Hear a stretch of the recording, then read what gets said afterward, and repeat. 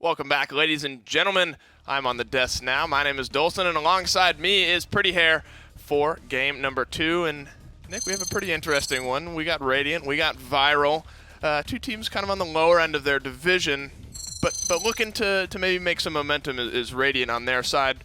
They got some guys who can make plays. You got Luke, you got Tapsy. I mean, they're a team that can build some momentum here today, I think. That's right. They will have, I guess, a little bit of a roster switch-up substitution for this week, specifically around the support and the frontline role. I think Fluxy is subbing in for technically Luke, but Tapsy is going to be moving to the front line to fill Luke's shoes, and then Fluxy will be playing support today. It's like a Navi situation. Kind of, yeah. Actually, exactly like that. Exactly like that.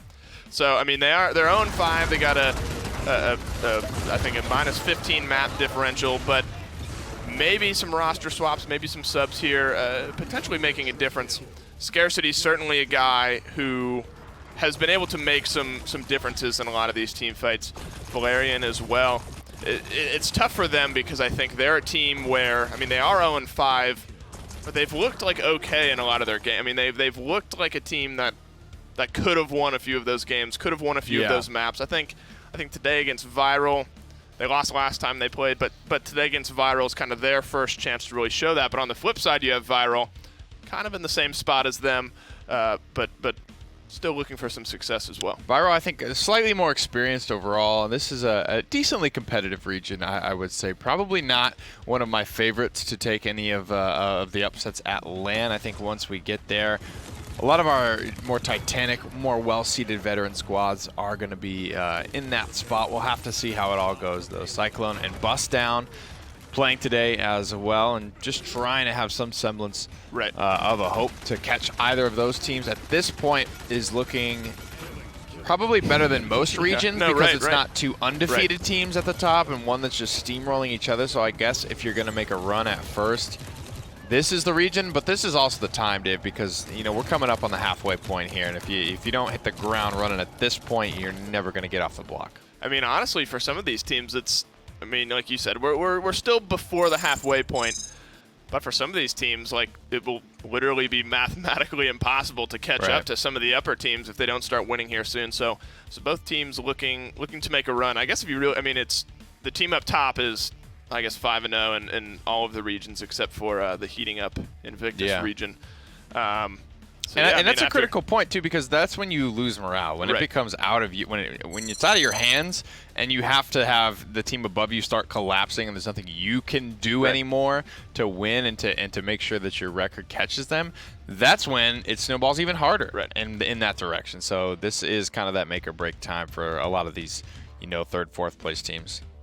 It is make or break for both of these teams here. Not necessarily today, but certainly very soon. Jaguar Falls is where we're going to head to first. I believe Radiant is the first pick, so they're taking us to Jaguar Falls on this side. We saw the Eevee last game. I know you were a fan of that. Gore was excited to see that come out. Always fun to see an Eevee, but pretty standard, I think. Like Vivian, Tyra bans have kind of been what we've seen throughout most of the morning, at least today. Talus as well, pretty commonly banned here in the PCL, so at least at the moment, not changing things up too much. So Tyra and Victor are going to be open here. I'd love to see a Talus make it through without a Torball to see if he, just to test him, to see if he's really quite so catch-all, as I think Vivian deserves that spot in the permaban section for console, but I think I've seen one Talus this split and it lost. So for me, at that point, it's like, okay, well, let me see another. Let me see another. Let me see this win almost unconditionally as Victor Vivian has. You're kind of feeling that way with Grover. It's like you're constantly banned when you're not banning him. If he ends up dropping to like whatever pick, and now he's like unpicked him. That's the thing to look at here. Yeah, Sky as well. You are not welcome. Gore and I touched on that a little bit in the PCL section of Esports Weekly last week. We saw it a couple times last week, actually, to really, really good benefit. I mean, the teams that had picked up the Sky ended up doing really well. I think she plays into certain lineups really well. Jaguar Falls is a fine map for her, I think. But Viral now seeing this early on kind of have a chance to decide how they want to play against it. But I think the Sky's a good pick here for Radiant. Maybe making Viral just a little uncomfortable. I think it's a super comfort pick for them. They do get their Makoa, so they won't be able to kind of like play against that so much. But right now, I think Viral have a good frontliner to do. deal with Skye. I think a lot of her burst is front-loaded and centered around the poison bolts, as well as the toxic time bomb being a really, really effective way to deal with tanks and go through shields. But Khan having battle shot, as long as he's good about how he uses that cooldown, I think he'll get the upper hand against Skye.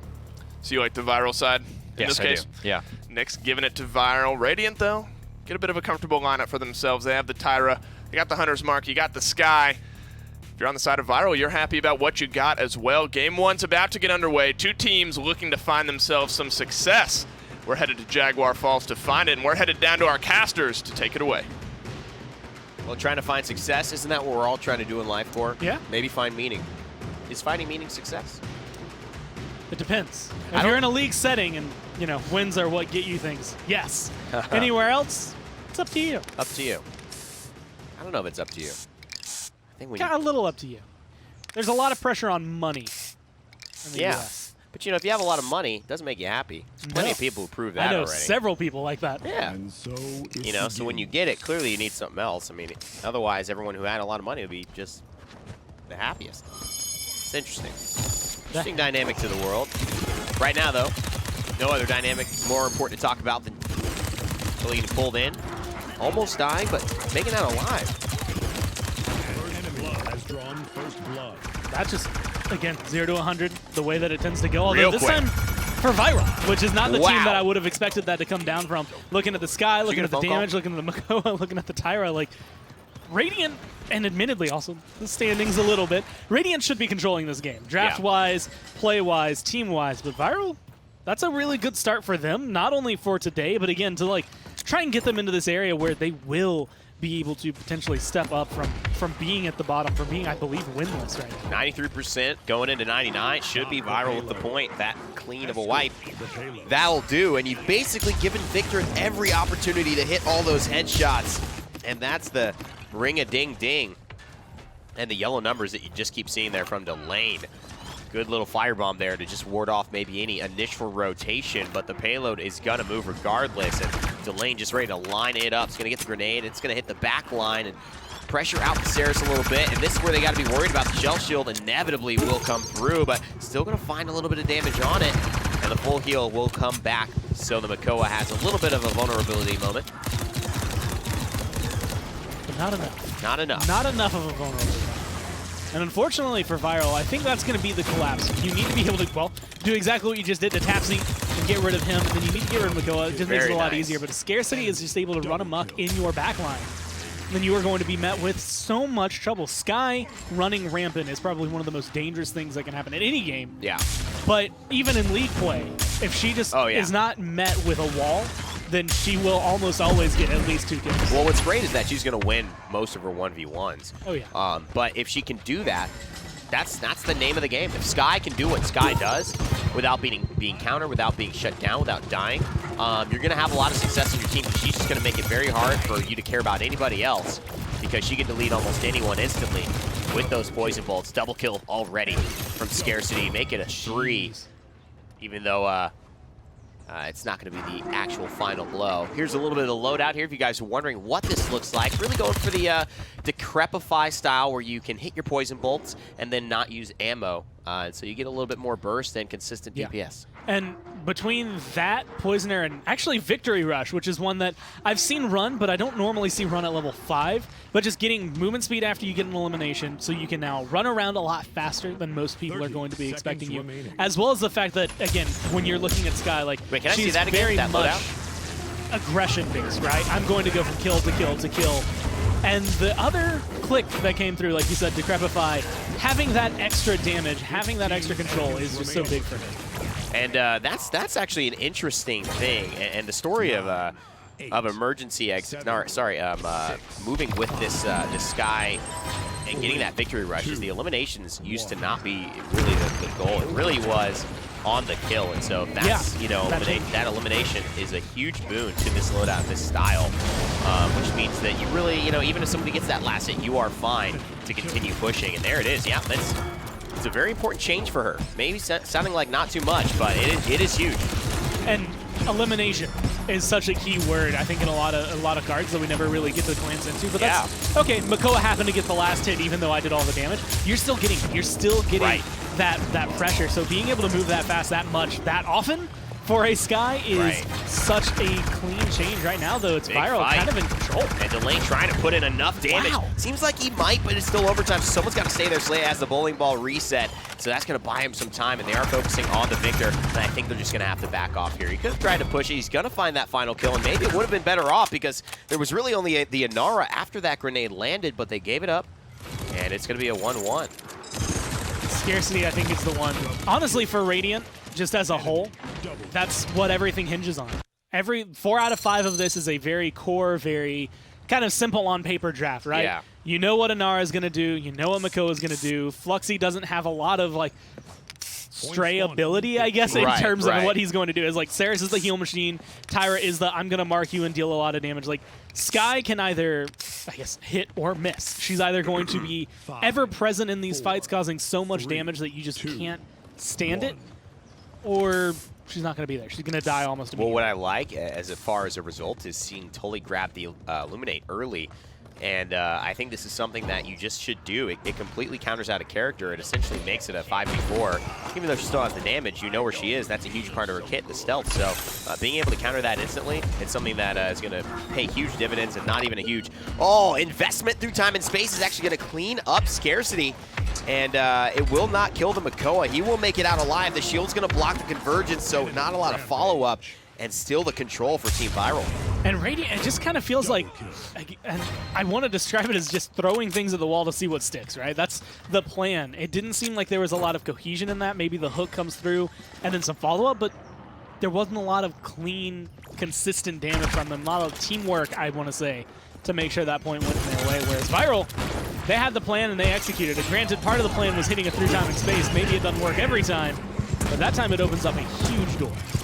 And I think opening doors, or opening new doors, is something I'm familiar with. Terrace House, watch it. Great season. Great few episodes. But I think they also want to continue to open doors as far as the success here in the console league. And so far, they're on the right path. Nice little time bomb here from Scarcity. We know that there's a lot of strength in her defensive prowess on the Sky, because this is where things get a little bit less, I guess, organized, and you can thrive in the chaos as a backline flanker. And the triple kill, though, from Umeda is just going to be something that really shuts all of that down, keeps Team Viral rolling. And that is the one thing I want to see out of Viral. The one thing that gets me with a lot of these teams, and this specifically comes when you look at either a 3-4 matchup or in some of these cases like a 2-3 matchup, where a team either isn't as adept at pushing or they're not as adept, like they're somewhere where they're lacking. And if Viral can keep a consistent push, a consistent kind of pressure on Radiant, then I think that is going to be one of the biggest keys to getting them into that area where you're not going to be the bottom anymore. You're not going to be sitting around trying to figure out how do we win a map? How do we just get through this feeling confident? And this is where it all falls apart. Like, Scarcity is doing great on defense, and that's where I can flip the coin. Right. Viral, if you do great on the point and you can't push, whatever, you can still win the game. Radiant, if you do great on the defense and can't do anything else, you need to refigure out your plan. There's something missing, right? And I think, you know, maybe it's just chiseling away at an idea, and then that idea continues to get more and more refined, just kind of like an artist, kind of like, you know, chiseling away at a block, and you start to see the statue coming out more and more each day versus when it was just a slab of stone. And so that's something that could be possible here, but it doesn't look like Team Viral want to even let them have that realization, that awareness come to the forefront. It's a double kill from Duffman. Delane gets on the back end of it as well. And Viral, they are looking like they're going to push this in. And the pressure is on, but they're going to be able to respawn. They're going to be able to come out. And can they get rid of Tapsy fast enough? And honestly, Tapsy probably doing the bad thing, giving a target for Umeda to bounce off of, but the time bomb not going to connect on enough. Delane goes down, and there's Umeda. So that should be a little bit of a pressure alleviation for Viral, or at least for Radiant. Whereas Viral now lose 3, about to be 4 members. And I think that's the key here. There's just all of this so close, so far type of conversation between these two teams. It just seems like no one's been able to break through yet. No one's been able to find the art in the slab, so to speak. And they will be continuing to search for their David of the console league as we continue on 2-2 here. The Lane, though, having himself a heck of a game, 14-5. You know, hearing you mention like statues this much, the one thing I thought of, and this is something that kind of flew around for a little bit, but there were pictures of a bunch of marble statues, you know, around essentially around Europe, where most of them would be, like the very old ones. Yeah. But it was looking at like certain details, and specifically like whenever you saw like a hand on a thigh or a hand on muscle and stuff, and just like how soft they managed to make marble look. Oh, yeah. Where it's just like the perfect indention, like exactly what a thumb would do if you pressed it into it, like that part of, I guess, a body. Unbelievable. And it's just like, how did you think of that? Like, how did you make that out of a rock? Makes you really think that there's just more going on in the world that you ever knew. Oh, yeah. It's like not real, right? There's something otherworldly happening. Or those artists were like really swole and they actually just did that to themselves. What They does it just look like Michelangelo when I pressed my own huge bicep and forefinger into it? Oh, no, they that's just it. did that to the stone. They were like, all right, now I have this thigh press. Cool. Press. That's the indent that my thumb would make on Cool. a thigh. There Because they're you so go. strong, it doesn't matter that it's stone. I mean, how else could he paint the Sistine Chapel like that? You know, he's got to have some strong, some good core strength to be upside down all day. I think Team Viral, though, have a lot of strength in the core of their team, but somehow, in the most crucial round, it seems to be melting the most. And Naiju finding a couple, Fluxy finding another, Tapsy getting in on it as well. It's a party, and they are looking to zone out for their first point to take the lead here in this game. I mean, being able to grab that point, being able to grab that fight is going to be huge too. And Radiant, I mean, at this point, you get a win, you have the damage. Like, you could very easily find yourself a push those crosses, but that stuff, that control, everything is going well, and they grab their first point. But Scarcity finding a couple kills on the back line as well. It is just too much now, and this is where Sky wants to thrive. They've been really good, maybe not on the defense score, but let's put it in this way, on the push. Let's say that in this chaos where it's not this circular point fight where Sky has so much more room to roll, that's where we've seen Radiant excel. So now that they're on offense, this push could go through very easily from what we've seen. And that'd be, again, like you said, the most unfortunate scenario for Viral, where the one team fight that might matter most is the one that you just don't bring everyone to. They weren't ready for it. This barrage is ready. Is it going to be able to make a big difference? Tempest is going to get popped. It's going to get some damage out, and it's going to be able to get a little bit of movement speed in there. And Sheik is going to go down. Yeah, and that's strong. The overcommit is what I'm a little worried about because, you know, Tully does go down here, and now Slay is in trouble. They're going to lose both front lines here. Everything looks like it might shape up. Great damage, great support from the Grok. That's going to stabilize for now. That was close, though, and I think that would have maybe spelled the end of Team Viral's good play here on Jaguar Falls, but Scarcity in the back. He's looking to make a flank here, and he's not seen. That's where the Illuminate comes in, but the one who's got it, Tully, is way away from him. No one really knows. They have an inkling, though, and so they're just going to be cautious about it for now. Still a minute left, which is plenty of time on Jack Falls. But you've got to dance this delicately to be able to get to get aggressive again, to be able to fight into it, because the barrage is still available. They're about to have an overpower and a dome shield. So if you wait too long, it's almost a deficit, but if you don't, or if you get aggressive, it's kind of a deficit. Like, there's really no win-win scenario. Like, they're going to get those ults charged no matter what. And so you have to play this very, very carefully and really hope that, well, that doesn't happen. Yeah, that's a big thing that you have to be careful about. You have to push and be consistent and committed when you do push. And they're looking for that moment. Again, they're going to have to wait for a second because they just lost off on the Sky. And so now getting back in, they're going to lose the Inara as well as they were trying to push. Looks like Sheik is in trouble, but a good heal from Saris might change the dynamic. Firebomb as well makes Slay in a bit of a difficult spot. He's got to stay near the totem, and that's where the pressure is. Still biding their time, still waiting. The shield helping things out. Do they time bomb here? Do they try to? Look at the damage. They can't even get up the stairs. I'm not sure what the attempt was. I'd like to see them at least go for it, but just kind of default don't. I don't know. That's one. Yeah. Kind of pulled back at the last minute. I feel like pressure there. You pull some ults, you get something, you try to get a little bit of pressure. Yeah.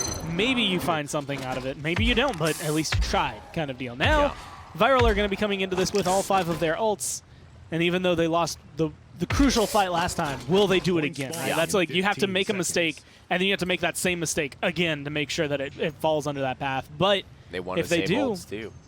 That honestly could be the game for them. And admittedly, if there's a team as much as it pains to say it, like that's going to have that kind of thing happen to them, it feels like it'd be viral.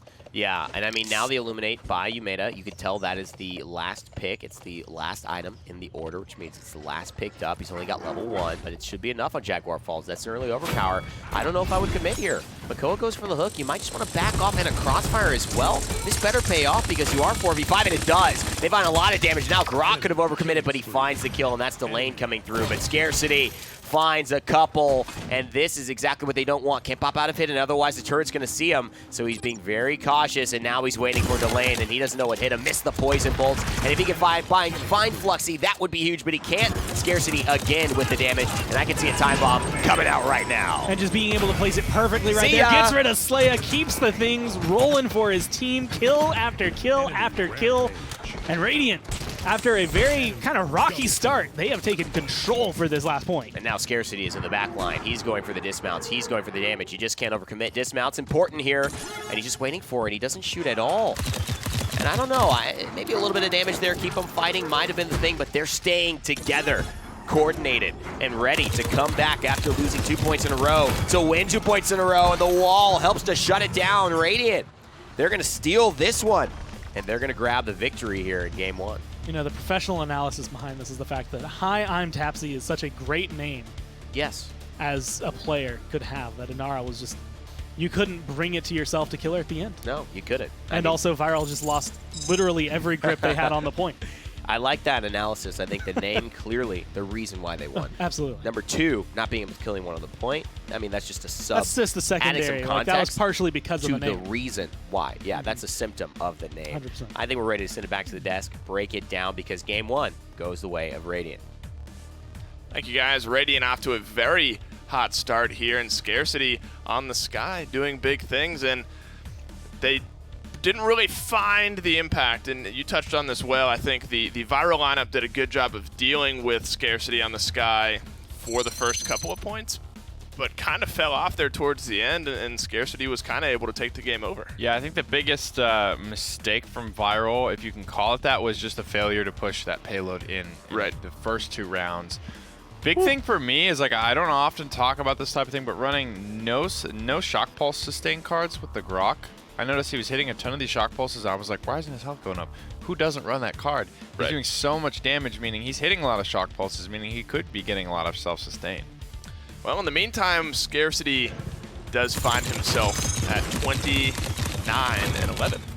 So a nice 2.8 KDA for them here, and he just really played this champion well, found himself the stealth in this corner here, keeping himself alive. And I think really just came alive, really turned into what he wanted there towards the end of that game. Definitely finding a really good time bomb at the end. Yeah. I think it was right here, actually, when Dome Shield comes out. Yeah, it was. Perfectly timed. Stayed away from the con, right? Probably recognizing that matchup is less than ideal. Sky nerfs are coming, though, to debilitate. No. Your days are numbered. No, I like watching Sky. It's a very small nerf. She'll be fine. There's something satisfying about watching all 3 of those poison bolts hit, and the health bar just slowly going away. Plummeting. Not slowly. Plummeting. Just plummeting away. Radiant finding themselves down 1 map here. We'll take a quick look at our next set of maps here in a moment, but needing to bounce back is Viral. I think I said Radiant was down. Radiant is up. Viral is down. Frog Isle is going to be our map. This is Viral's pick. Radiant started us off on Jaguar Falls, so Viral's going to take us to Frog Isle. A map that lends itself obviously to more range, maybe some snipers coming into play here, but we'll kind of have to see what both teams are looking for. But Frog Isle is normally more of a fast-paced map. I mean, that was a really close 4-3 game there at the end. I mean, this is not really one. I don't think either team are looking to slow down. I think Viral probably will feel confident in the way they played, just came up a little bit short there towards the end. So Frog Isle maybe is a map that caters to that play style a little bit. I agree, and I think especially with the sniper bans already floating, it shows that they are going to be in the conversation for this game, and with Sky playing the way she did and kind of having the impact in game number 1, are made by the paths it's a unique factor in that not a lot of flankers are being played on console right now, and not a lot of people are able to dive that Vivian, that Tyra, that Victor, whatever it really is. Partially why they're so successful is because These flankers aren't being played. There isn't the backline pressure being put You on. bring war to my I asked doorstep. for it. You We're gonna asked get for it and you get it. I want to see it. I want to see Destruction why to is this yours. banned every single game. Does it matter? Right. Well, they don't have the Torvald buff. You get the Genos mark as well. That should be plenty. If he's a In ban this every game, game you type of win character, or that you should die. be plenty. Right. There so is no middle Talus ground. looking to make his mark here on Frog Isle. On the opposite side, you have Victor Leon. The Strix is still available. If that's the route Radiant choose to go here, they have some of the flank to get kind of around the backside of Victor, put some damage in on the Khan as well. So now it's really just down to what direction You they choose to go. challenge They've already Makoa? shown their damage dealer hands have Viral. So Radiant now can kind of choose what direction they want to go with it. They get the Makoa as well. Obviously a pretty strong tank, and then Barrack rounding out their front line. Pretty good though. Yeah, I do like the way this is going for Radiant, and for Viral, you got to be careful right now picking too immobile of a I back will fight line. to protect the definitely. sanctity of the In a mobile wild. comp right now, in general, there's not a lot of juking going to be happening, and with that Luminary Talus, that gets to be a scary proposition. Even with Khan, right, he's going to have to be the guy that I think hard kills his character more often than not off of his backline. Well, Saris is going to round out the Viral lineup. We got Victor Leon, Khan, Inara, and Saris. So pretty well rounded. You said it though. I mean, it's not the most mobile. I mean, I think if there's a lineup that Talus is going to play well into, I mean, it's something like what Viral have shown. I mean, some movement with Leon, with the Manifest Destiny, maybe not the most mobile, but Strix is going to round out the Radiant lineup. Do you like one over the other? I like Radiant. If Talus is carrying 60% of the weight of all of the bans that he receives, I think Radiant should have this one done and dusted. Well, game 2 is going to get underway. Talus has some questions to answer. Let's send it down to your casters, though, to get it started. Well, if you were familiar with Paladins lore, you would know that in the day of the reckoning, the beginning, the one where the Allfather came down and planted the seeds of the jungle, Talus and the Skadren, the race that was created and that he belongs to, don't give away their strats, and they don't talk about what they're going to do for their team. So there's no way to actually know that information, Dave, so you're technically inaccurate in the way you threw that. The battle has begun. Also, they worship Makoa. That's Also, they're that's racist. The lore I No. can add to that. They're actually like, they hate the Terminus race. They hate the Stagala. They're like, That's rude. yeah, it's rude. Why you have? Well, Well, that's there rude. you go. That was rude. Imagine if you were a dad, you'd be like, that's rude. Boom, just throw it Yes, over your head that's the smackdown. It's just into the like, water. you know, you hear your kid say something like that on like Xbox Live or something, Yep. like you know he's gonna get swatted over the head. Like Oh, there is man. no way. If I hear you're gonna my say kid doing any of this trash talk that I hear some of the kids doing in our day, oh my God, they're getting Commander's grabbed. that. Off the map. And off the I'm map, just- off the you grab Xbox. them, just yeet Commander's them out grabbed the off the window. Xbox, into their room. Just think about what you did. Into the jacuzzi that I will definitely be having in whatever house that I buy. All houses need a jacuzzi. My house needs a jacuzzi. Uh, I don't know all- about all of them. Mine does. Yours specifically. Yeah, I need that in the fine print. 57% for Radiant here, and so far a bit of a back and forth. A lot of con, a lot of aggressiveness, and they've been holding down the show. They've been pushed back down the lane on the Leon, less room to work with. But man, that Commander's grab stud has been serious for Radiant. But in the meanwhile, for Viral. But in the meanwhile, Radiant have just captured the point. I've had seen a surprisingly quiet game from Scarcity here on this Strix. I feel like it's actually one of those things, and we just got a message actually mentioning that Scarcity was someone who I've seen play snipers on this map for Radiant in the past. So not too surprising to see that, but surprising to see it just be 0-2-1. No big impact. But the real pressure right now is coming down from the fact that you have Sheik, you have Tapsy, you have this Makoa as well, all being able to put just so much pressure either onto the point or onto the ramp so that no one on Viral feels, I want to say, as safe as they should, because at any given time, there's going to be a Makoa in your face. Right, and what we see too is that, you know, the sniper here, especially if you even look at what Spittner did on the NIP matchup, it's just so difficult. Actually, unfortunately, Tully uses the ultimate there, so it will get taken away and gets killed by Fluxy right as he was pulling in the Makoa. So it will continue for Radiant, and I feel like Viral definitely don't have any backline dive. The Khan tried his best, but even he got pushed back eventually. This should be, like Nick said, something that Radiant really has control over. There's going to be another commander's grab. Not enough to toss you off the map that time, but enough to get you low enough that Delane can just kind of pick up the scraps, do whatever he needs to. Unfortunately, now you're getting rushed down by an Ancient Rage Makoa. You might be able to kill him, don't know, man. but will you be able to save your front line? How does Anara not die there? He misses just one shot, and she walks away alive. Guard and Saris, and I think they just chose the wrong target. He should have pushed into the back line, I think, as the Makoa. But at the end of the day, it still works out to apply the amount of pressure they need because it's just so hard for them to contain. Even if they got back alive, all the cooldowns are used, and they have to play a lot more cautiously. I'm kind of surprised to see, well, maybe not as surprised as I should be. Yeah. Or could be. That Sheik is 7-3-0 on this Talus, one of the champions that I feel like has been up there in the past with the likes of Victor, Vivian, Tyra, like in terms of ban or pick. Yeah. And then like because Tyra and Vivian and Victor both got such a high precedence, I feel like the split. We've seen him banned here and there. It kind of felt like it was either region dependent or console dependent. Yeah. But this is why. This is pretty much what it is. He does a very similar effect, but when you're on a map like Frog Isle and you have this kind of composition where scarcity can buy you the room you need to be able to get in their face, Talus just goes insane. Yeah, no, and he's got that gap close too in the true power. Right now though, Tully maybe trying to just fall back. He took too much damage, but he's going to try to position. That's a position. I mean, that is a position. It was a reposition. Don't know if that was the one he wanted. Back to the base. And I think Slay is going to follow him along as the rest of his dreams fall down towards the depths of the ocean, as did both the front lines on the side of Viral, Radiant in control. The only way I can break down that team fight is the water's not good for you here in Frog Isle. It you don't want to swim armor, in it. yeah. And yeah, no, especially like as I would say in general, you don't want to go swimming in a full suit of armor. No.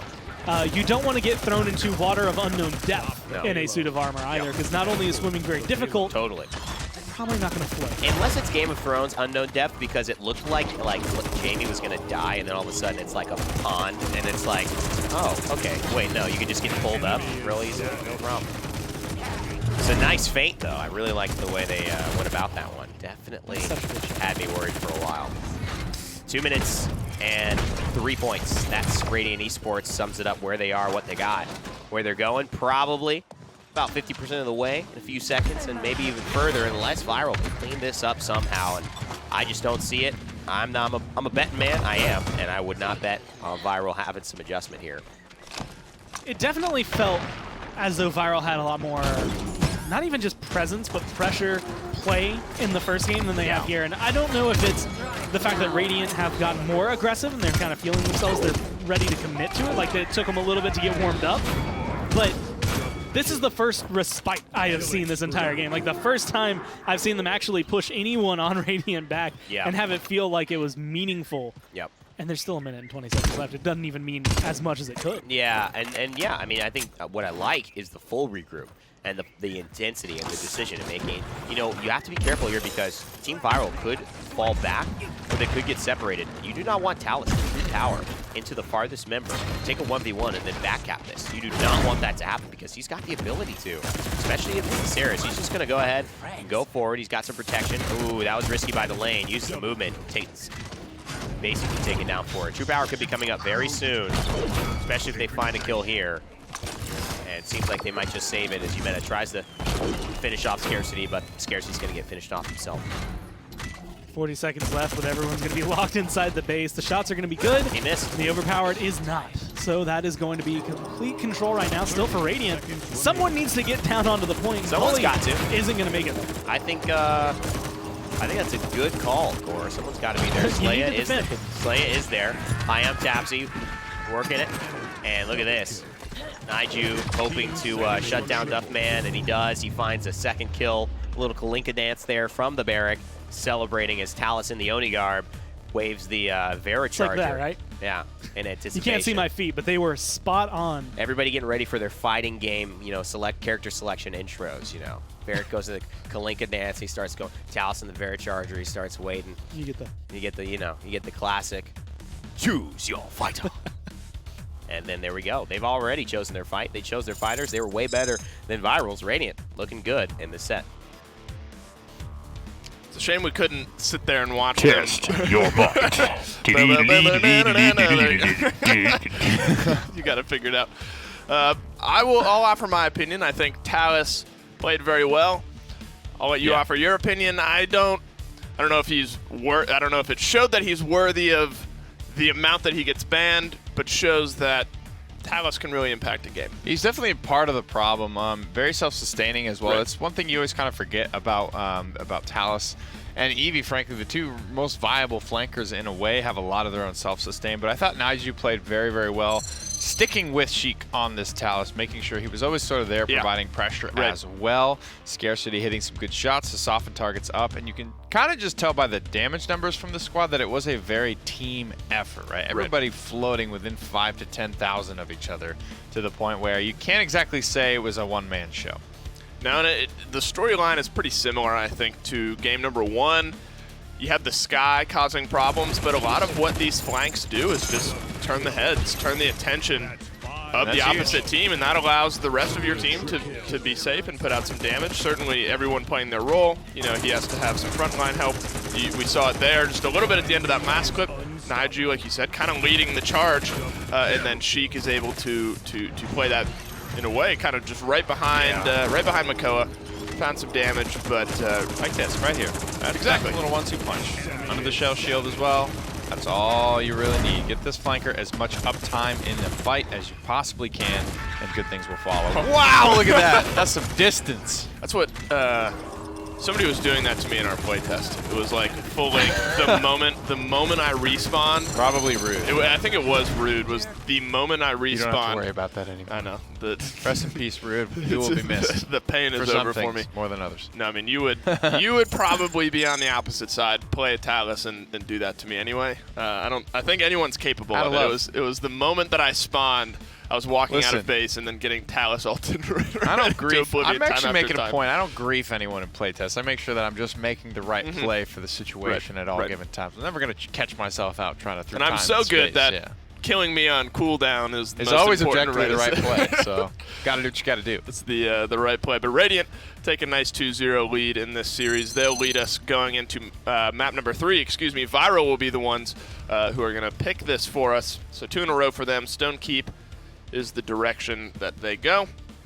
Didn't work out for them quite on Frog Island. Stone Keep, again, kind of lends itself to that same playstyle. I think one of the games that we saw last week in the PCL where someone like a Sky, one of those flankers came out, did really well, was here on Stone Keep, a place where positioning and team vision is pretty important.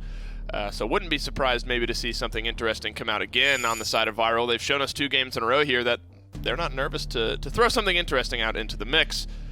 Vivian, Torvald, though, pretty standard first 2 bans. And I love just the way it feels with Radiant playing a flanker and just console playing flankers in general, because I feel like right now, you don't have to play a flanker to do it, but pressure is so important right now, and that's what we're seeing, I think, NIP be so successful with. Not because of anything on paper, any particular Choose your words matchups, carefully, just because heathen. pressure in a game last. like this affects the human that is, controlling that champion, right? They're making them make more poor decisions. They're making them miss shots when they're under pressure, constantly kind of be turning around, thinking about multiple things from different angles is so important. It's so much more impactful to play past the matchup on paper and play against that player that you know is controlling it. They're going to sniff that out, though. The Sky is going to get banned away right off the bat, so one of the comfort picks there for Scarcity going to get taken off the board. The Talus is gone as well. Certainly still some flankers available, but maybe not as effective as the Talus in the Sky. Instead, it's going to be Tyrakon. Makoa is the first 3. Oof. That's an oof moment there. That's a hard front line to deal with. It's a lot of beefy boys. Makoa and Khan going to be tough to deal with. Genos and Victor, though, I mean, if there's somebody who can just pour out damage. Yeah.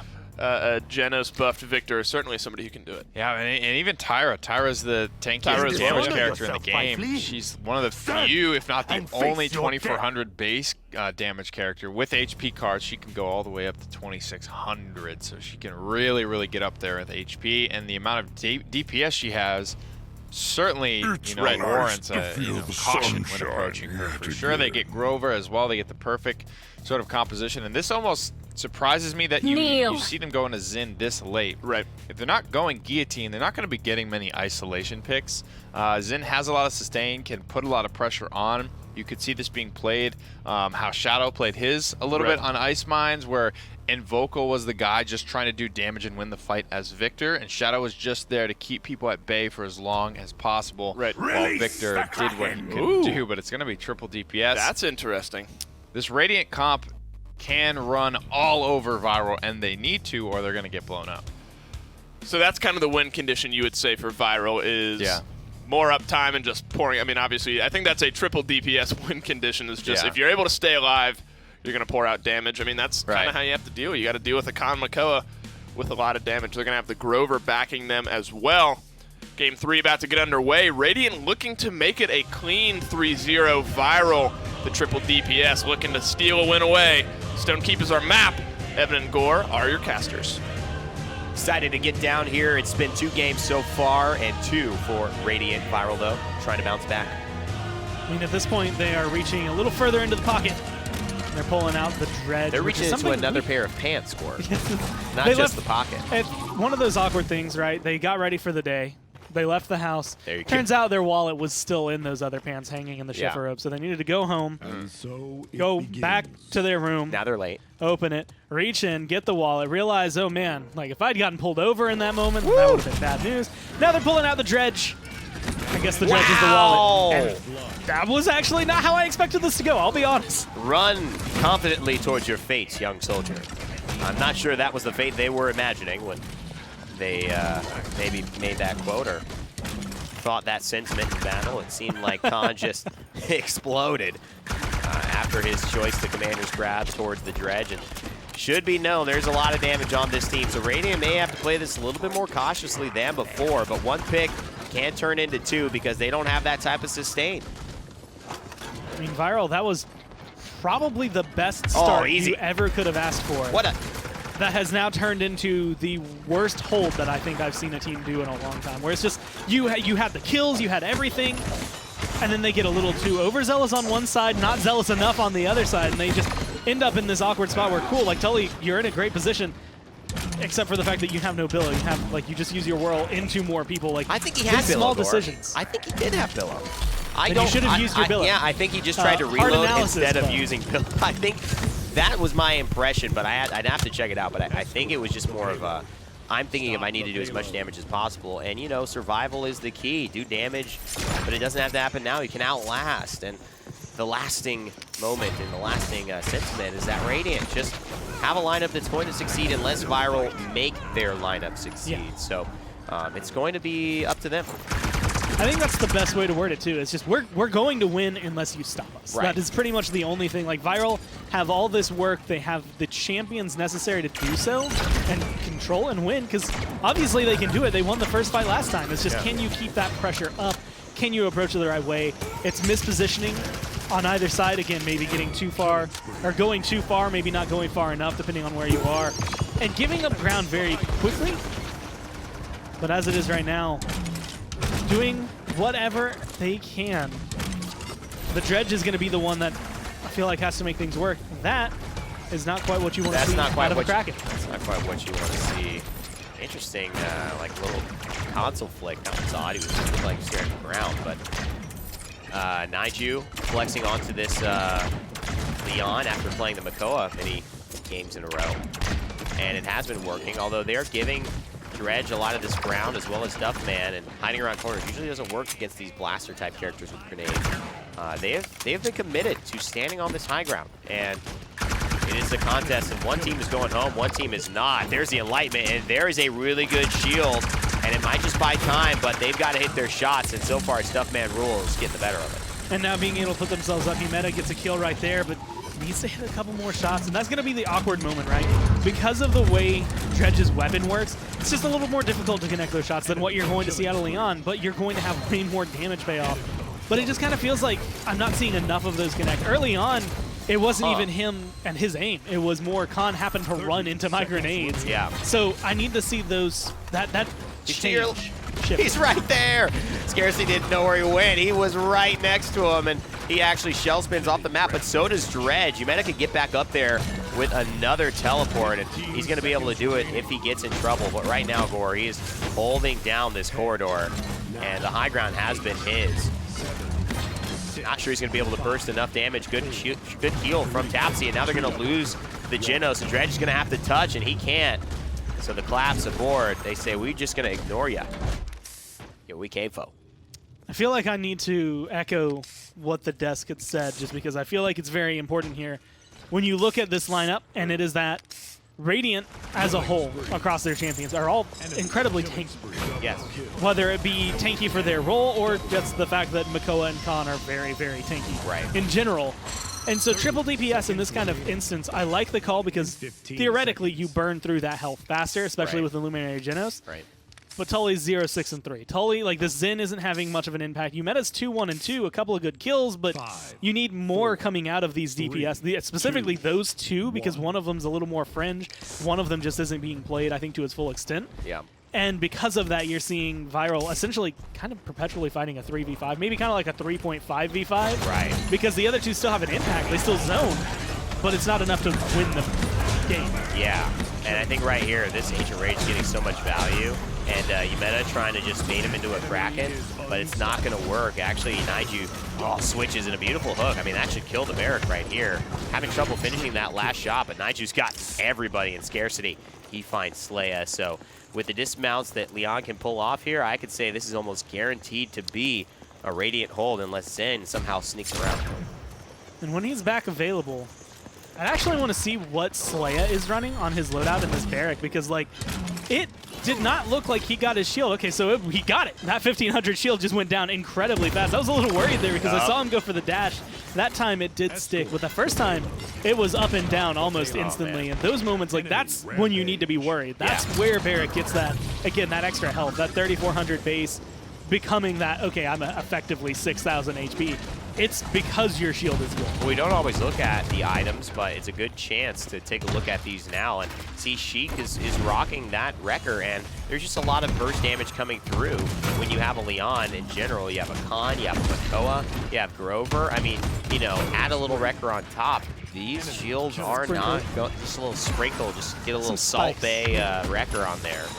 And it's going to be very, very hard. The shield will not block it, but Scarcity goes for his defensive mechanic. It's still a push, but they've lost one of their front lines, so they're going to back off a little bit. Bide their time, get some healing from Grover. Everybody on a little bit of a roll swap, because Tully was playing the front lines as well. But in that triple DPS, somebody's got to flex. How? Oh, grenades. Okay, I was like, how is Duffman standing all the way back here? Yeah. And killing people that this Zen is having trouble getting when he's a little closer in their face? And that, again, I guess comes down to the way this fight's been going. Tully, I don't know if I've seen him on the left side of the kill feed so far. I mean, the Zen has not been bringing any amount of pressure. Oh, he's 0 and 10. And oh, no. And 3 still. So, like, he hasn't gotten a single elimination. He hasn't gotten an assist in this game or in this round. And it's just there. Finally being able to pick up a kill. Finally able to find some damage. Finally going for a flank route. You got to kill this Grover. But it just, it's too slow, too late, too passive. Well, you know what's interesting? The triple DPS with the Dredge is rough because if you have a Talus in place of that, you know, Zen Talus coming at you, that could just be too overwhelming, man. The Dredge can't do that. He can't be that mobile. He can't be that aggressive. At least the style that we're seeing Dredge succeed at with this kind of lob back, hold off choke points. He's done excellently. I mean, this Dredge is literally almost by himself held off this high ground. So he's doing that for you really well, but he's just not able to get into the back line of the Grover. And that's what we saw in the earlier set, Gore. They could not kill Grover. And when that happens, teams should win if they have Grover. Well, Fluxy almost vined up to go to Yumeta. Didn't have the vine go through. I think that's probably for the best, but right now just trying to rain damage from above and gets overpowered. Oh, that would have been hype, though. Put the teleporter while you're falling. I don't know if there's even possibilities for that to occur, but that would have been hype. That would have been one of the coolest plays I've ever seen in Paladins, but they're just going to try and battle shot their way through. The dome shield melts, and so do the hopes of Viral. Radiant, they take a 3-0, and they push us out of Europe here for the day in console. It started off strong from them, and I actually was curious. I was like, man, like Radiant don't look like Radiant, and Viral don't look like Viral. This could be their chance to finally get themselves a win. And much like what Radiant said, I started doubting that in Game 2, definitely doubted that in Game 3, and it was over by Game 4. Yeah, clear, good stuff from both of these teams. Let's send it back to the desk as we wrap up our second set of the day. Thank you, guys. Europe is in the book, and Radiant in the book. In the one single book. It is in the books. And Radiant find themselves. There it is. It is in the book. And Radiant find themselves the win in clean 3-0 fashion, Nick. And they were all over Viral today. I mean, the drafts had them on the back foot, I think, the entire time. You had the Sky in Game 1. You had the Talus. You had just enough difference that really gave them the edge today. Definitely different enough here. Keeping Viral also switching things up, but never quite executing as well. They tried to go for a little bit of that flank pressure. Cheeky 3 DPS comp here in the last game. Worked out right off the bat. They exploded somebody with Umeta on the dredge, but that was pretty much the highlight. That's the thing about this like true 3 DPS comp is that if you don't win every fight, then you lose, because the team that has the tankier roster is just going to be able to control the map, stand where they want to stand, aka the objective, a little bit more effectively than you can. So you have to be killing people, you have to be in a man advantage, or else you just won't be able to win the game of Paladins, which is stand on the point, push the payload, and get to 4 points. Get to 4 points. They did it faster, they did it clean. And Radiant, I think they kind of mentioned this in the booth before sending it back to us, is they didn't really look like the same kind of lowly Radiant Viral teams. I think both teams actually played a better game today than what we've seen in the past. Take a quick look at the standings now to get an updated look at how this group fits. Cyclone, no surprise, still up top with a 16 map plus minus on their side. Bust Down rounding out 2. And then 3, 4 is Radiant and Viral. So Viral looking to find their first win. Radiant beating them twice for their 2 wins. Bust Down was actually able to take a game off Cyclone. I'm trying to do math. 18 would be a perfect plus minus. Bust Down were able to take 1 away. I guess Cyclone had dropped 1 in the past as well. So Cyclone firmly in first. Bust Down kind of skating around that second place spot. That's going to be the one to really look out for.